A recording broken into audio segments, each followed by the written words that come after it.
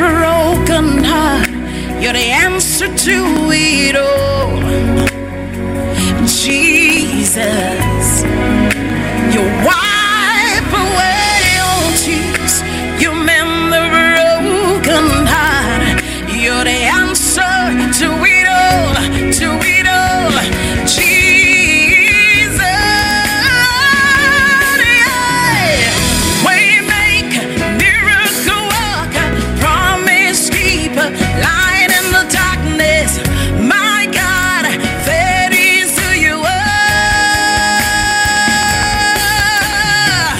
Waymaker, miracle worker, promise keeper, light in the darkness, my God, that is who you are. You are here, touching every life. I worship you. Oh, shout out about us. I worship you. You are here, meeting every need. I worship you. I worship you. Oh,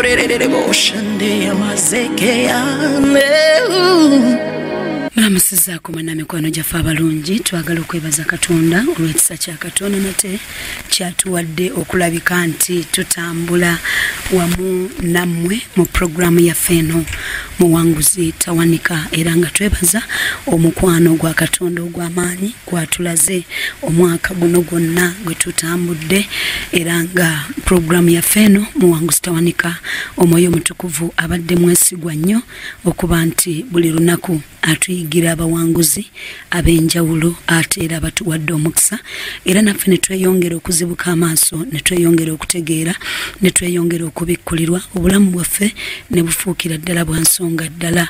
So n'olwekyo mikwano olw'okuteesa kwa Katonda n'olwaleero Omwoyo wa Mukama ayina era gwatuleetedde, njagala otuule entende Juliet Jjuuko Jjejje olw'ekisa kya Katonda. Nze ndi emabega w'omuzindaalo guno olw'okuteesa kwa Katonda nga bwe kuli okulungi era okw'ensonga. Mikwano gyaffe abalungi abatwegasseeko radio eno gyesobodde okuba ng'etuuka mu mwaka guno gwennyini abeeyiganga ku 13 katonyeze 9 ate era neeyongera maaso 40 ku 96 katonyeze 0. Bwetyo nno Omwoyo wa Mukama akyatambula era nga nzikiriza nti n'ab'e Masaka essaawa yonna Omwoyo wa Mukama nammwe abatuukako naye n'akolayo ebintu ebikulu n'ebyamaanyi.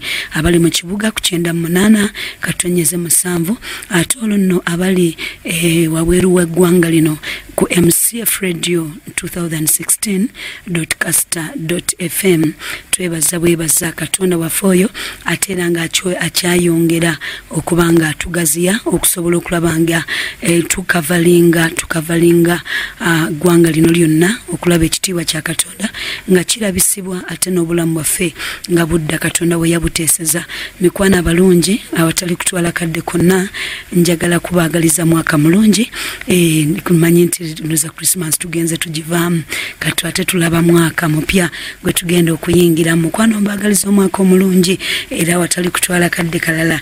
Tulina omuwanguzi Mukama gwatuleetedde, ngenda kumusaba atubuuzeeko, atubuulire ku mannya ge ate nno olwo tunaagenda mu maaso. Maama tusanyusa okulaba. Kale nyabo nange nsanyusa okubeerawo. Tweyanze okuba nti tuli ffenna olwaleero. Amiina, Yesu wa kisa. Amiina. Amanya gange nze Namugirwa 1. Yes. Era bannamugirwa bonna abali eyo manyi gye muli. Nsanyusa okuba nti mumpuliriza. Ntuula ku mutaala bagweta Maryland near Washington DC. Nga ndi mwana nzaale yawana e Uganda. Wadde passport eyogera birala naye ng'okuzaalibwa nazaalibwa wano. Passport eyogera mutuuze wa mu Amerika. Enyama. Wazaalibwa Kaalaake eno waffe? Nazaalibwa eno waffe Uganda era nakulira wano. Nava wano nga ndi muwala nkulidde ddala nakabeera mu Amerika emyaka 22. Wow. So ndi mukyala mukulu ddala. Tunaatuuka yawo. Mikwano abalungi twagala okwebaza Katonda nti tuweeredde omukisa mikwano gyaffe abatuuse mu Uganda okuva mu mawanga ag'enjawulo abasinga obungi tulabaganyeeko ate twebaza nammwe abasobodde okwesuulayo nammwe ne mujja olwaleero okutuzaamu amaanyi nti ate n'emitala w'ebweru eri Mukama alina ssebo byakoze ebikulu n'ebyamaanyi. Sibe kiri mukyala Namugerwa wano. Bwe kiri maama. Obulamu wabusanga otya? Wagenda okutandika okukula obulamu wabulaba otya? Okutandika okukula bwe nazaalibwa maama wange saamutegeera kubanga bwe nazaalibwa bangamba this is Ganda was okay. Tata bange agamba bwa now and again nja kusuulanga mu Luzungu kubanga nze ndi Namugerwa one, so mujja you bear with me. Okukula kwange mama wange saamumanya. Tata wange bino byaŋŋamba nti maama wo alina ekintu kyeyakola nga sisobola mukkiriza kukuza. Ekintu ekyo ne kiba nga kiri mu closet nga tewali akyogerako. Ng'abantu bonna bagamba maama naye nga nze siina maama. Kati ne nkula ne jjajja. Jjajja oyo yali sister wa jjajja wange yennyini, so yali anti wa waga maama omuto wa taata wange. Yankuza. Kati omukyalo oyo naye yali mu bufumbo. Kati bamuleetera baby. Omwami we n'amugamba nti tugenda kukuuma mwana kusalawo between omwana n'obufumbo. Jjajja wange n'asalawo okutwala omwana. Kakati waliwo special marking gye njagala mutunuuliraawo. Kajjajja wange anoba nga naye yazaala omwana omu yekka. Kati anoba yeewo omwami we n'adda mu bannyina abamuzaala baali nabo ba sisters babiri nabo baali bannakyewombekedde. Kati obulamu bwe nakuliramu. Kajjajja wange oyo yali akyali mukyala muto omugumu n'agenda n'atandika okukola. Yali mutunzi wa kyalaane. Kati nakula jjajja nga agenda okukola nga ndekera abo nali mbayita ba maama. Naye nga wakati waliwo bangi abamuyita ssenga twali bangi. Naye nze saamanya mbu twali baavu. Byonna twali twagala twali tubirina nga tuli ekyemisana n'ekyeggulo ne breakfast omukwano nga waka weeguli mungi nga weetuli. Omwana ku muzuku jjajja ku muzuku n'omuzuku. Nasoma mu kyalo nga twala n'obusa ku ssomero naye for us it was okay. Engato twazambalanga ku Sunday but it was okay. Nze nali simanyi tuli baavu, nali manyi abantu bonna bwe babeera. So kati wembukaawo onkulu of course nsoma ntandika okusoma. Jjajja era yakuweeredde? Jjajja yampeeredde. Kaakati taata wange yagamba maama w'oyo nti ndizaala omwana ndi mukuwa era ye bwe yanzaala n'andeeta n'angabayo. Taata yajjanga obuulumu najja n'atukyalirako naye nga ndi mwana wa jjajja. Ebya school fees, ebyokwambala, ebyaki nali mwana wa jjajja. Eventually my father marries nga ndolanawo emyaka ng'etaano awo taata wange n'awasa. Ningezako okubeerako nabo naye nga saali mwana step child mwangu. Ng'omukyalo oli ndaba azze mu bulamu bwaffe anoonyeemu ki akolawo ki. Jjajja bange baali bakyala bagezigezi nnyo ne baga nti omwana ono abeerere ddala wano naffe. Kati ebyo ne jjajja wange baali bakyala nga bakambwe naye mu maka gaffe mwalimu ebintu ebyali emphasized ennyo relationship wise nti olina okukolagana ennyo n'abantu. Era batugambanga nti etteeka eryafuganga waffe ekisooka teweebaka nga olina obusungu. Ekyokubiri mu maka temubeeramu kkubo. Kati ebyo byokukolagananga n'abantu ge gaali amateeka ewaffe. Kati wakolanga amateeka go n'ogatuusa tewaalingawo nnyo ate bintu birala. Ebyokusoma eby'abantu abalala bafunanga kiboko nga tebasomye bulungi naye nze nalinga nsoma bulungi ddala. So obulamu ne butambula bwe butyo nga bulamu bwakweyagala. Ku Sunday tulya ennyama ne twambala obugoye obulungi ne tugenda ku chachi. Life was good. So when natuuka mu P7 taata wange najja n'aga nti ono omwana kagendeko mu kibuga. Kati taata wange ng'alina taata w'omuto ng'abeera muyenga nga bagagga oba balina emmotoka nga nnyawaka bali nga balya emigaati. Jasaalya buli nnaku nga banywa emigaati, ku Sunday nga banywa soda. Fujja soda twamunywa ku Christmas. Nga kugamba nga obulamu bwabwe ate bwo bulala ne ngamba nze wali sigenda kubaawo. Nentula musi wano wasinze wa jjajji. Waliwo ne TV jjajja yali nga atusomera musizi. Kozi nga tulya n'ebirango n'amawulire. Naye waliwo TV nga balina n'ebitabo nga balina bookshelf ebitabo binene nnyo bikomeeri neŋŋamba nembeera P7 vaaka neŋŋamba wamma tubadde baavu ab'e Kampala bwe bati babeera obulamu ne bukyuka awo.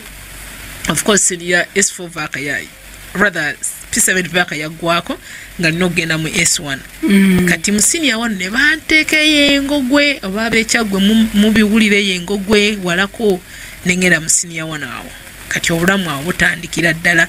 Kati mu senior wano we nagenda nali nga sirina jjajja yange yali tasobola ku affordinga boarding school naye nga alinayo abantu be so nga ntambula nga mayiro 6 okutuka ku ssomero buli nnaku ng'okeera ku makya ng'obudde bukutte ate bagamba mbu neebeerayo abasezi naye ng'otambula ng'ate otya oli mwana muwala muto ebbeeri akajja ku kifuba so nembeerayo ne omwaka nengubeerayo ne guggwako.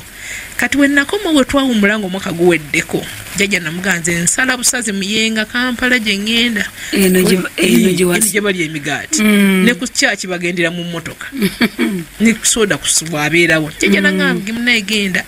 Kati munaye we najja mu luwummula lwa S2 nga ngenda mu S2 kati driver omu ng'agamba nti bannange twalabye omukyala eggaba omukyala oli akufaanana the only difference to omukyala ali light skinned ayinza okuba ye maamawo neŋŋamba mukakasa nti ye nga tukukuta ne badriver nga bantwala ggaba. Wali obabuuliddeko ku story yo? Buli omu nga mubuulira asobola okuwuliza yenna era nze gwe mulaba sina maama era nze sina maama era tatange namubuuzaako ku maama wange naye nga tebabyogerako nga maama bayakola ki neŋŋamba kwegamba omanyi ng'obuuza ekintu nga everybody shuts down okuva ku jjajja okuva ku taata okuva ku basenga nga tewali akyogera ku maama wange neŋŋamba oba kiki. So omwami ono yali conductor kukyali wa taxi yawaka antwala eggaba ngamba akayumba ako kalaba nti ye mwe nalaba omukyala afaanana naye lwako omukyala yali mweru nnyo nga n'enviiri mpanvu kati nga ngamba weesirikire nga ngenda nga nkonkona kayumba budde bwali bugenda bukwatakwata nga gamba ani oyo nga mugamba nnyabo nze wali ozaddeko ku bwata bwati ne bwati mu kika bwekiti ne bwekiti mu kitundu bwekiti ne bwekiti nga tannakuggulira kunzigulira nga bagamba abaana mugguleewo nga baggulawo kati baggulawo omukyala yali atudde nga atudde mu katebe kati ntiayimuka nti oba ki nga ngamba yeggwe birabwa erinnya lya birabwa nali siruulirangako tibirabwa yeggwe nenga mama yenze ne mugamba ye guwazaala omwana bwati ne bwati ew'omusajja bwati ne bwati nenga tuulaawo mama nga omukyala bambi ng'embeera yamukwata ng'alina abaana yazaala abaana bangi mama wange yali omutuufu ddala yali omutuufu naye teyangwako mu kifuba teyakola kintu kyonna ajjaga ngamba tuula bambi ng'ensi yamukwata nenga nze afunye maama wange nze ŋŋendawa ne eka kwolwo nnaku nga nsula sina muntu gwe nagambye nti sigenda kudda oba biki naye awaka waliwo abantu bangi nnyo nga tusobola kumiisinga nti oba taliiwo oba bikoze bitya kati munnaye enkerenkera nga nzirayo nga ngamba tata wange njagala tumiitinga twagala okwogera nga tata wange ajja nga ne basenga bonna bajja nga mbagamba maama wange namulabye era okutandika n'olwali ogenda kubeera maama wange kati maama wange bambi nga yafumbirwa omwami yali pasita naye nga baavu ulokole bw'ennaku ezo nga baavu nnyo nga bw'okiwulira bwakuyingira nga balina abaana bangi nnyo kati awo yeyanguyeko mbukewaawo kati ng'ab'ekika kyange bagamba obasazewo obugenda bwa maama wo todda genda school fees maama takunnyonnyola kyabaawo nga mutandise okunyumya maama wange tetwanyumya even up to now soolagana lintuddekawo nenyumya ne maama wange though kakati yafa kakati nga bagamba tetugenda kuddamu kuweerera oba ogenze na maama wo genda olwo bigambo eno gye wagenze okuwummula bajja gye nagenza okuwummula kuba nabagamba njagala tumiitinge nalabye maama wange twogere kuba njagala kubeera na maama wange buli muntu yenna yenna nga yeesanze bwa tosobola naye tebambuulira maama wange yakola ki what really happened kati nga bagamba tebajja kuddamu kumpeerera nga ngamba kale kati okuweerera kwange kukomaawo saddamu kuweererwa nga ngenda ngambira ne maama wange mukayumba ako holiday ngeggwako kati bambi omwami oyo naye alina abaana nga twenkana ba step children ba my mother kati nga atufunira essomero Mengo Ettume bali bayita masuulita simanyi abamu ku muteko kuba mulimanyi lyagira mu lutalo kati nga tugenda kusomera S2 naye nga tusobola kuva Gaba nga tujje Mengo buli nnaku transport yali badde too much kati n'asalo natufunira akayumba mu Kisenyi. Akayumba kali ka room emu nga tuli abaana basatu kwaliko omulenzi omu n'abawala babiri. Mukuliridde olwo awo ng'ebbere litandise okujja olinga 15 awo 16 awo wekityo omwana agenda mu S2 kakati 20 tunakutandika genda kubeera mu kayumba ako mama wange ng'atabuka ng'agamba omanyi nze ngenda kunuba kwata ebintu tugende nga mugamba maama ewaffe bangambye siddayo kuba ngenda kubeera naawe tebajja kunsomesa kakati tunagenda tunobe fembi banfunidde essomero tugenda kukola tutya. Mama yali mulokole naye bambinga mukaawu kati ebiseera ebyo twali naye nga mbulidde enjiri nange Yesu wende mwagala nga tusula tusaba tusala tuyimba naye nga waka waliwo ennaku empitirivu ng'ekikolima ekyowavu nga baavu nnyo nga nemmere tetulina nga mubeerawo kati eno gye mbadde embeera emunye nga tube tulya eriwo jjajja twalyanga kuba twalimanga naye kati nga nina okuyiga obulamu obw'okusiiba enjala kati mune maama nga ngamba munaye nze oba nkulese mu maka ngenze mama nga munange nga nkyawa nga nange ngamba wenagenda ne mama sijja kusoma mama talina kalimu mama talina wabeera oba yagenda kunobera wasimanyi nze mama nga muleka nga nange ngenda nga tugenda kusoma nga ngenda nga tubeera mu kayumba ako twabeera mu kayumba nga tebatuwa mmere waliwo church bagiyita elimu eri mu Kisenyi nga bafumbayo akamere nga tugenda ne tulyako. Omukyala yali nannyini nnyumba yali mukyala mulokole ngoba mukadde oba ki kugamba nga batumanyi nti tuli baana ba mukyala Alice so nga batuwa emmere kati bati tufunye emmere mu ali mubafumbanga sometimes ngolusi tebafumba nga tujja mu oweno nga tutambula nga tunoonya amatooke nga tunoonya muwoge emmere yeegudde ne munne Katonda wa kisa tetwalwalanga twalyanga oba tuba tulidde nga tulya. Kakati ye masuulita yaliyo ticha omu nga wa chemistry nga amita Michael Kyaze kati ye pastor wa Omega Center omusajja oli bambi nanjagala omanyi lunch y'abasomesa baliranga ka lunch katini naye nga abaana bapeyinga lunch but I couldn't kuba nali sina sente ne ticha yo bambi nga ampa kamereke nga baticha bawa chai nga ekikopo kya tampiko nga nfukirako nenywako omwami oli bambi nga njagala naye nanjagaza Yesu we nga Yesu we wakisa Yesu mulungi kati ne tubeera mu mbeera eyo nafunanga ne ka scripture union ekitegeeza kusoma yali mukulu wa scripture union pastor Kyaze yali Michael Kyaze yali master ne kati is a pastor kakati ne kwegamba omwaka ogwo ne ngusoma naye nga embeera nga nkyamu nnyo naye kyewuunyisa nti ebiseera ebyo batwali bato nga teweeraliikirira ng'ozuukuka ku makya ne munaaba n'ogenda kusomera oba olidde ng'olidde oba tolidde naye nga toliddeawo nga weeraliikirira tetwabina byakweraliikirira tunalyaki naye Mukama n'atukuumirawo naye omwaka egwaggwako taata yajjanga n'abaceekingako taata oli tata omwami wa mama wange once in a while bambi yajjanga ne kati abe waffe they disowned me from then ne bagamba nti oba osazeewo kugenda maama wo genda Nkyala Harriet Nkyala Namgira katukume mu dakiika zaffe eziddako Oyingiriza 98.7 MCF Radio emmere y'omwoyo gwo Tusubwe enjiri ya Pastor Tom Mugerwa buli lwa mukaaga okuva ssaawa emu paka ssaawa 3 ez'okumakya wano wokka ku 98.7 MCF Radio emmere y'omwoyo gwo Yimusa amatendo buli lwa Sunday okuva ssaawa 12 paka 2 ez'ekiro 98.7 MCF Radio emmere y'omwoyo gwo Oli muvubuka oba oyagala okumanya ebikwata ku bavubuka wuliriza program amapeera ga zaabu buli lwa mukaaga okuva ssaawa 7 okutuuka 9 ez'olweggulo ku 98.7 MCF Radio emmere y'omwoyo gwo 98.7 Kampala 96 Fort Portal 13.9 Iganga MCF Radio emmere y'omwoyo gwo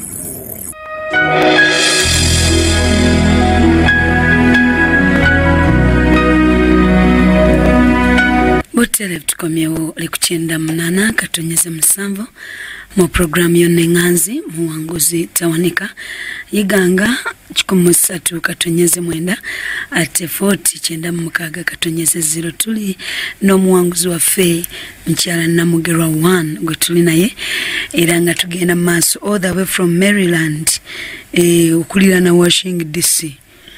Washington DC. Okitegeera naye sebo yoyo nno yonna eyo nno gyava abeetisenya abategeera bulungi.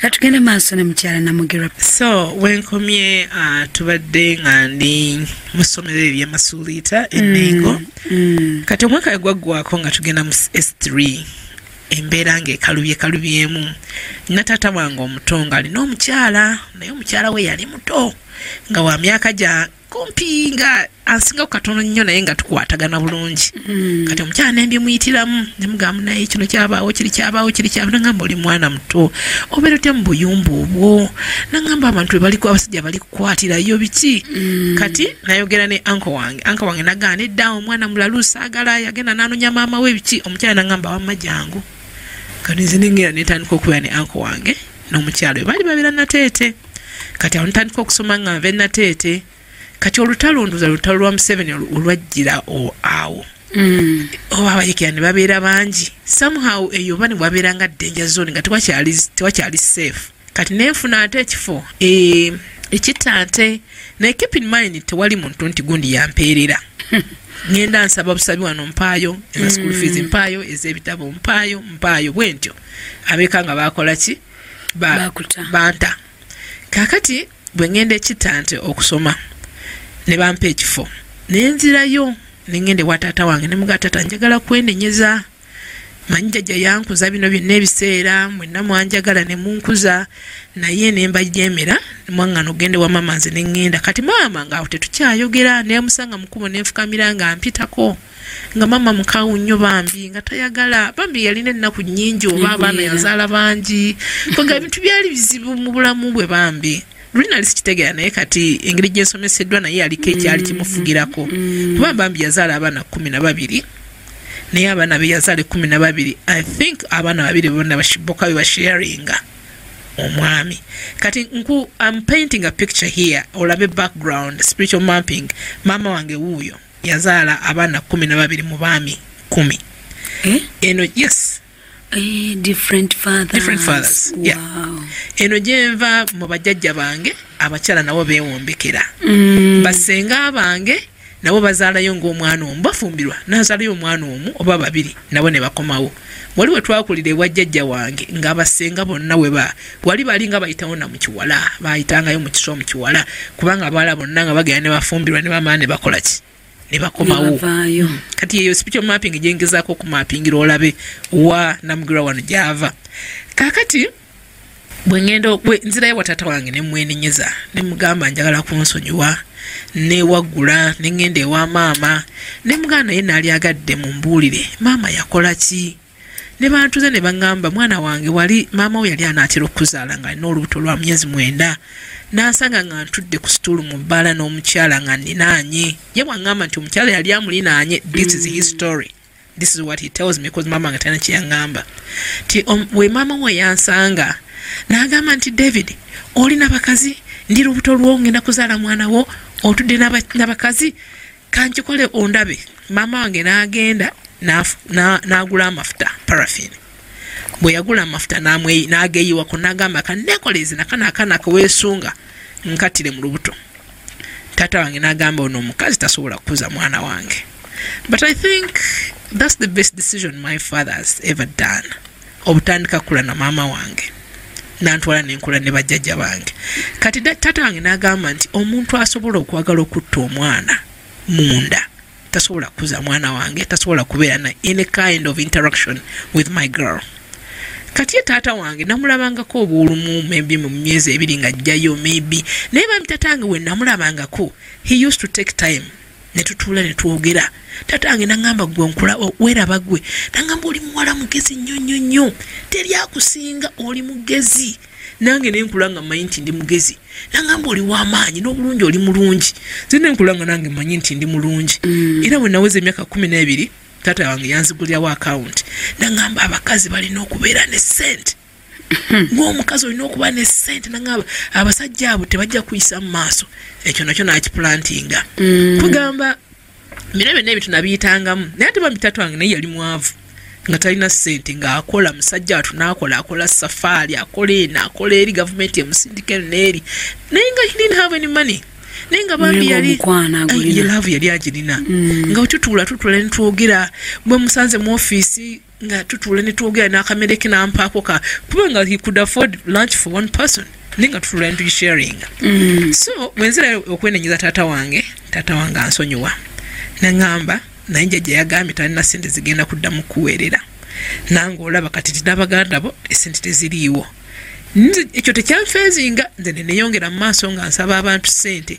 kaakati nvuddeyo enateete kubanga kati nsoma kittante nzizeeyo emuyenga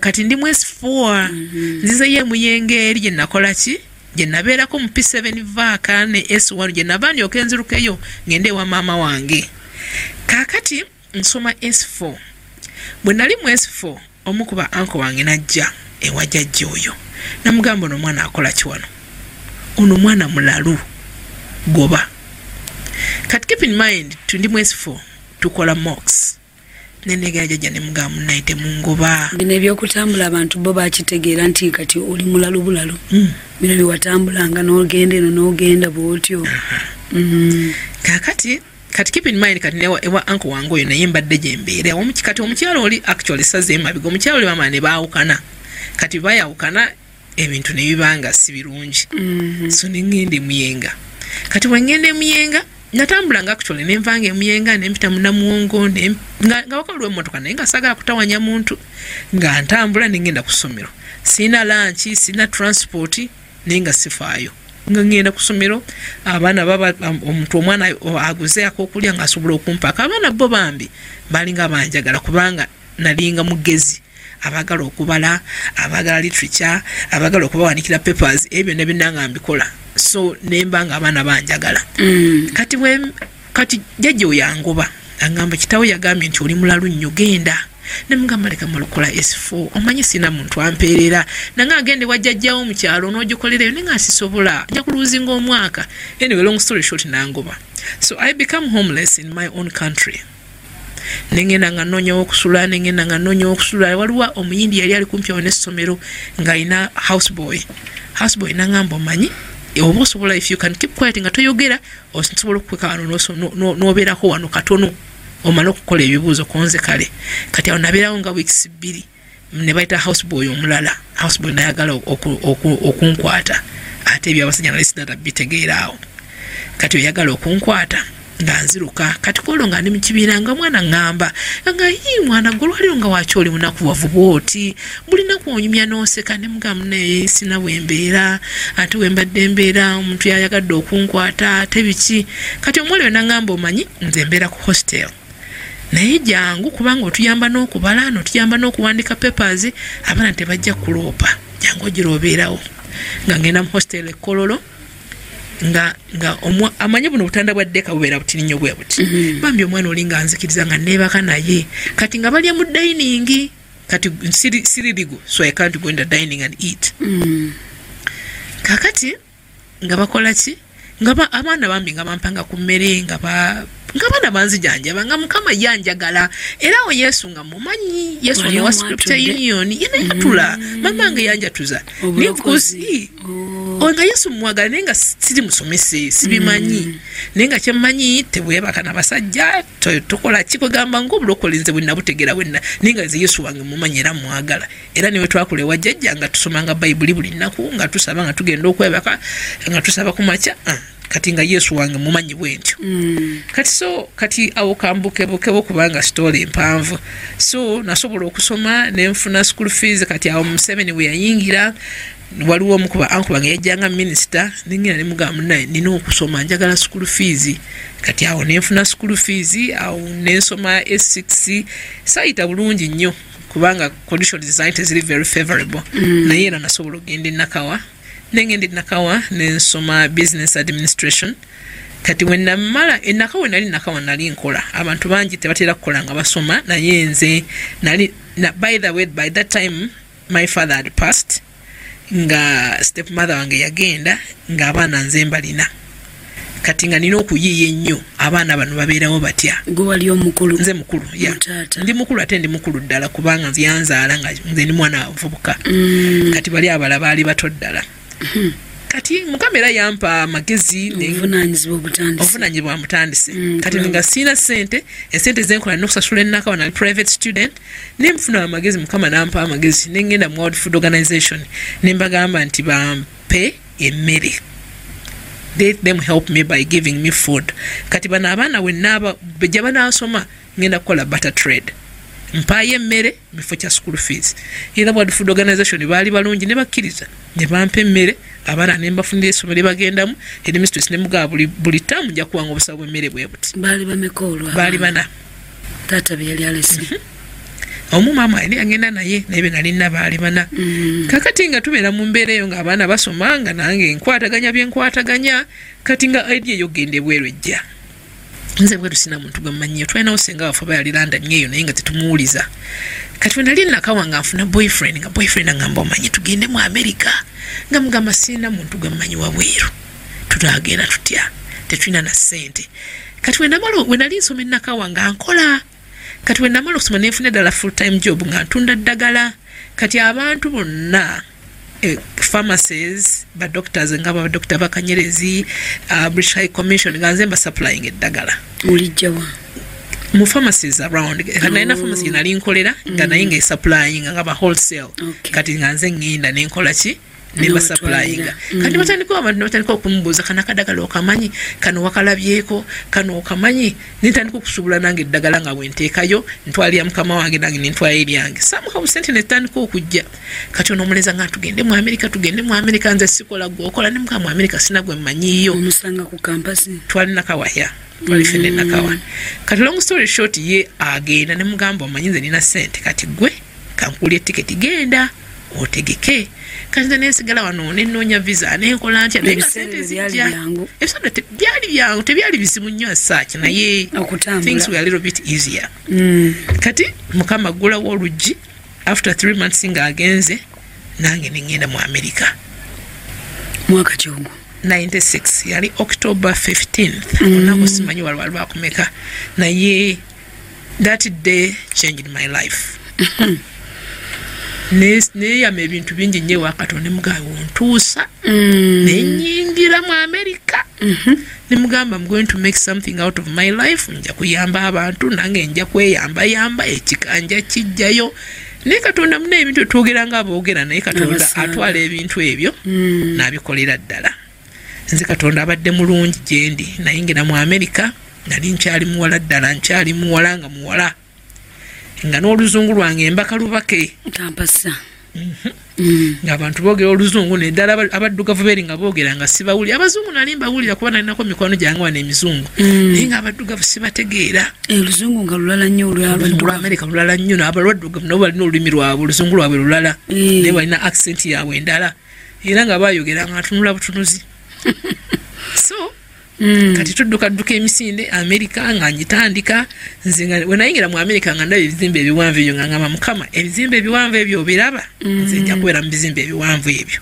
mwenja okukolera kuba nze tata nga yaŋŋamba nti you can become anything you want just want it yes tata nze yaŋŋamba kyoyagala kuba nzijukira edda nalaba abawala abakola ku Uganda Airlines nga bambadde obukofiira balinga bambala bulungi nemuga dadi njagala kukola eyo nange nsobola okubuuka mu nnyonyi nanga teweetaga kukola ebyo kubuuka mu nnyonyi nangamba ojja kubuuka mu nnyonyi oba kyoyagala nangamba they are glorified waitresses that's what he called them nangamba ojja kubuuka mu nnyonyi oba kyoyagala era mukama mpa omulimu nga buli wiiki nkolera mu state ndala nga mbuuka mu nnyonyi buli wiiki emirundi ebiri kubanga ekyo nali njagala kati kyenjagala okujjayo nti bannaaye ono Katonda atulinako pulaani ate alina engeri gy'atwagala n'abazadde okwogera mu bulamu bw'abaana baabwe ekyo kikulu nnyo kuba tatanze talina ssente naye yakola omulimu gw'amaanyi kuba maama wange teyatuulako awo nga maama w'omwana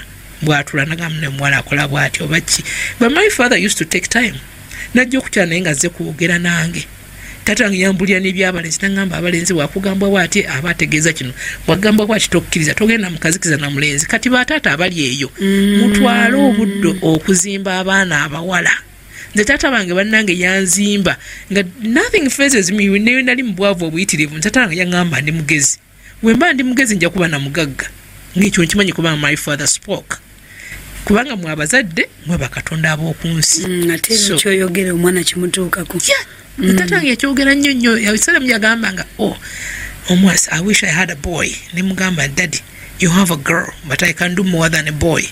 Kati ate ekyakola obinti ate bannyinaze ate bambi bo ne bakolera mu shadow yange.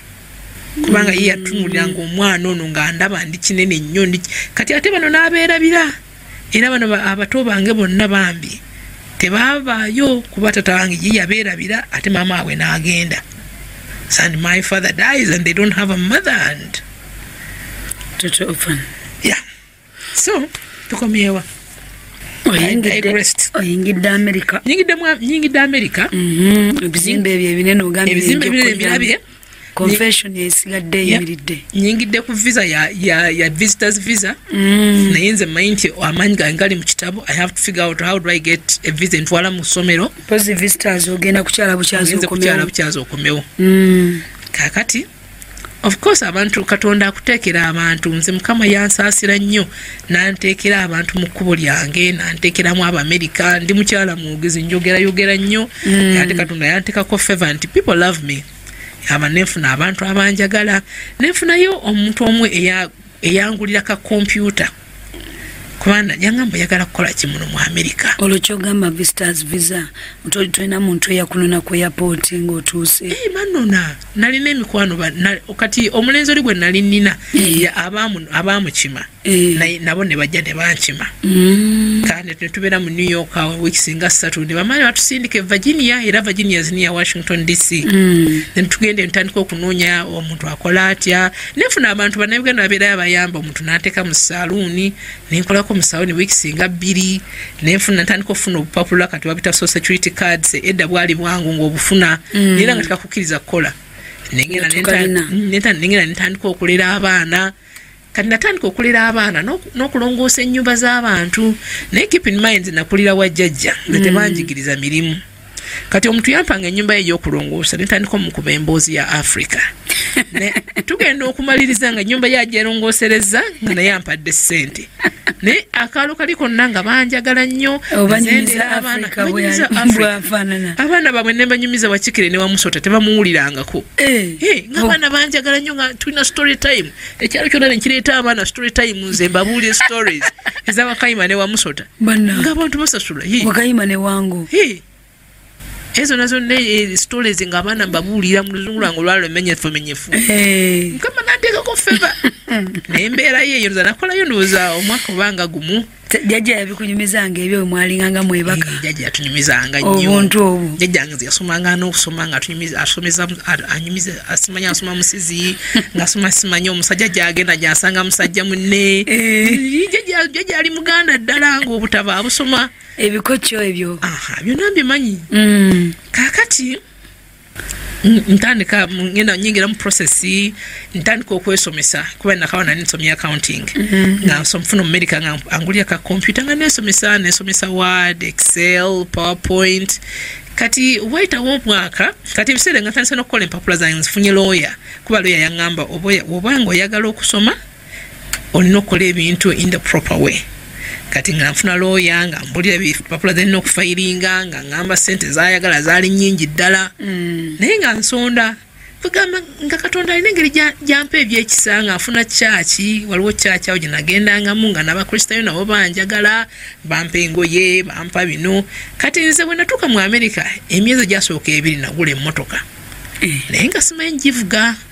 Motoka yange ebeera awo ng'ogijja mu ssente kizine z'abaana zibadde sitting. Motoka yange ya $5 byokka era nze neeyigiriza ovuga emmotoka nze mwennyini nze saagenda mu driving school kuba sente saazirina naye mwana wange emmotoka yakaluba nga otya nentya ne highway oluusi okola ensobi nomisi nga wooviirako kati nga bino eby'Uganda ogamba yambuka wano okkirire wali bwoti onja kutuuka wali eri bw'okwata luutu nga todda mabega oba okutte luutu kyokka n'okuvuga tomanyi bannaye naye nenfuna emmotoka yange netuulaawo experience ngenda nekola kino eri balina gye bayita learners permit nti ogenda n'okola there is an exam you take noyiga signs oluguudo biki ekukkiriza okuvuga naye ng'olina omuntu omulala naye kati akalimu kange nalindiramu abaana kalinza mayiro nga 3 nga siwala ng'osobola okuvugawo wekka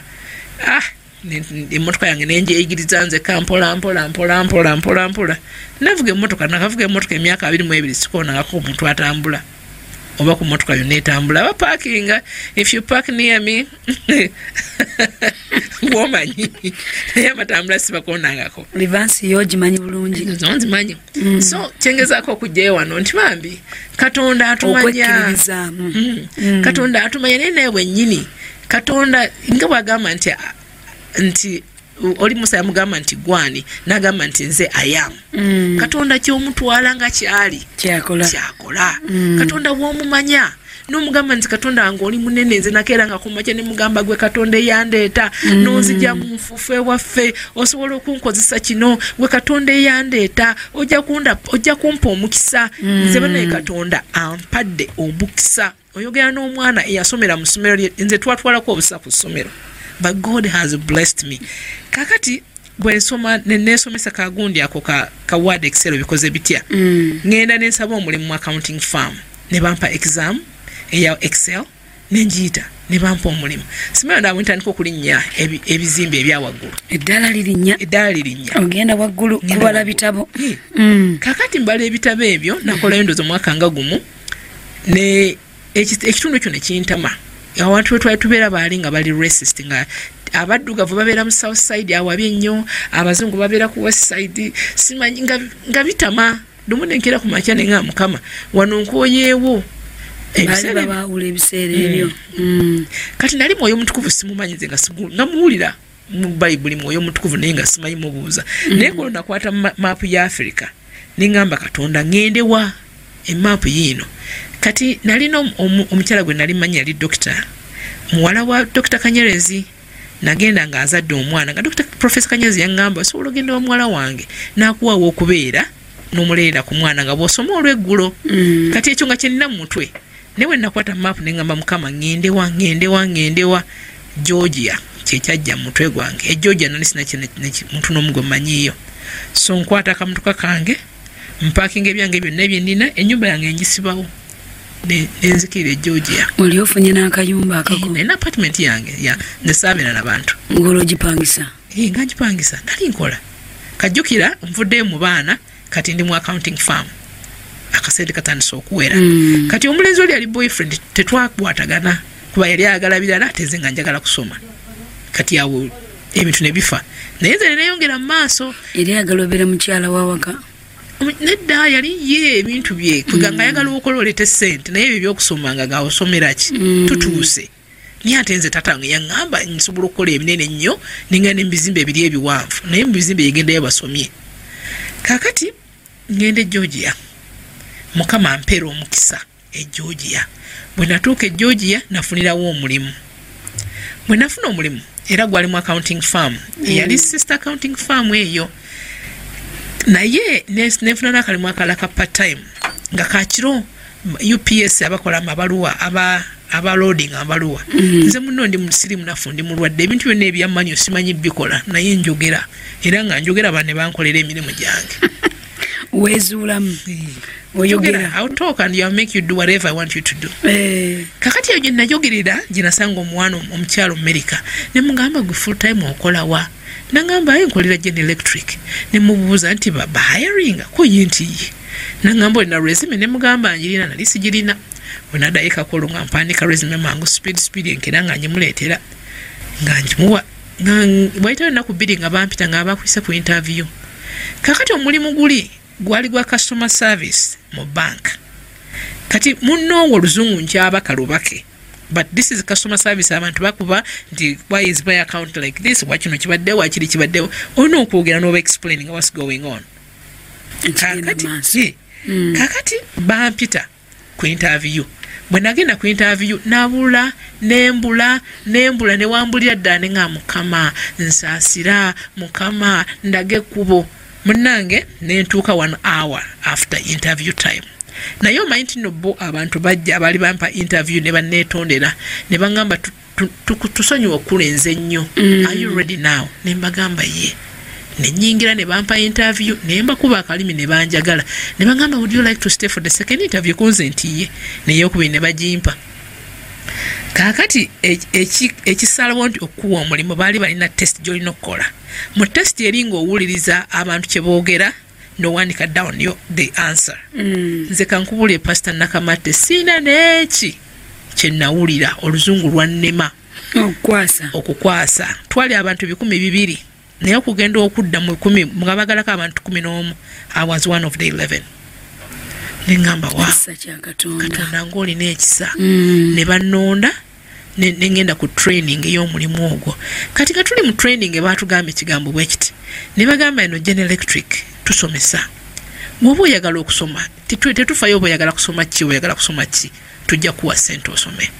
Mu baana abo bonna abali mu class tewali muntu n'omu ya responding to that. I did. Company eyo nempa emitwalo ena $1. Ningamba kiki njagala okusoma kati kiki simanyi. Ningamba computer zino zintawaanya saazitegeera. Kati ningamba kange nesome computer science. Nenkolera company emyaka ena nga bwensoma nga bwenkola. Nkera ku makya nengenda ku ssomero nensoma paka saa 7. Nenva ku ssaawa ku ssomero ku saa 7 ku 8 nentandika okukola paka saawa 4. Nentuukeka ku ssaawa nga 5 nenkola homework kuba yali computer science ng'ebintu bigumu sibitegeera. Okupogramminga okubala kati nga olusi nebakamu oba 2 hours bwekityo nentambuza obulamu emyaka 4 nenfuna degree yasooka mu Bachelor of Science in Computer Science.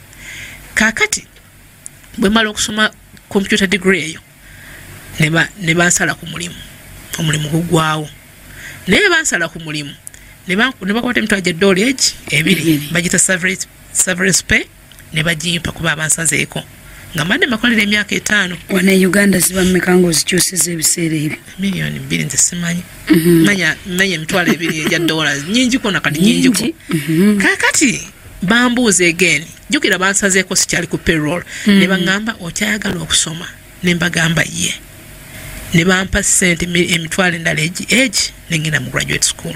Ekyo kitaba kisa kya Katonda. Kiki ekyo? Twogera ku muwala eyava eri gye twala obusa buli Friday. This is God now asitula anzija yeno wansi from the babysitter. Yeah. Ntusengo omulezi w'abaana. Natukanga omulezi w'abaana. Naye ekirooto nkirina. Sikoma kulera baana. Njagala bizimbire ebiri. House girl nga ndera abaana. Ninga sobola kuyingira mu America kubeera house girl kitu kiriyo. Tata wange yangamba ndi mugezi. Eyo ntandikwa butandikwa. Computer science nzibu nnyo naye bangamba ndi mugezi. Kubanga tata wange yangamba nange nakikkiriza. Tujja kwogera ebigambo ku baana baffe bannange. Kakati mukwana abalungi ngenda kuwumuza mukyala Namugerwa 1 ate tukomewo mu kinyusi kyaffe eky'olunaku lwaleero mu ddakiika eziddako. Katukomewo. Cyenda mu 8 katonyeza musanvu MCF Radio emmere y'omwoyo gwo.